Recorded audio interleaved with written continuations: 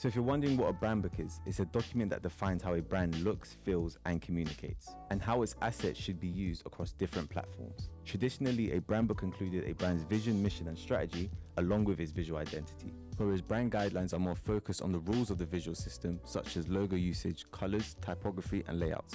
But today, the term brand book, brand guidelines, and even brand bibles are all used interchangeably. They usually refer to the same document that defines and protects a brand system. Every brand should have one, whether it's a small startup or a global company. A strong brand book should include these key elements. Brand overview. This includes the brand's purpose, vision, mission, values, and tone of voice. Logo. The primary logo and other variations that represent the brand. Typography. The fonts chosen for a brand.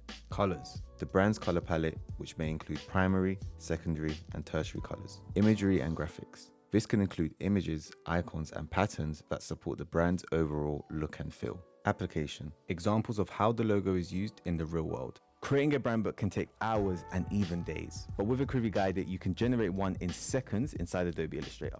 Simply upload your logo, fonts, and colors, choose a template, and hit generate. You can try it for free. The link is in the description. Thanks for watching, and if you want to see more videos like this, hit the subscribe button below.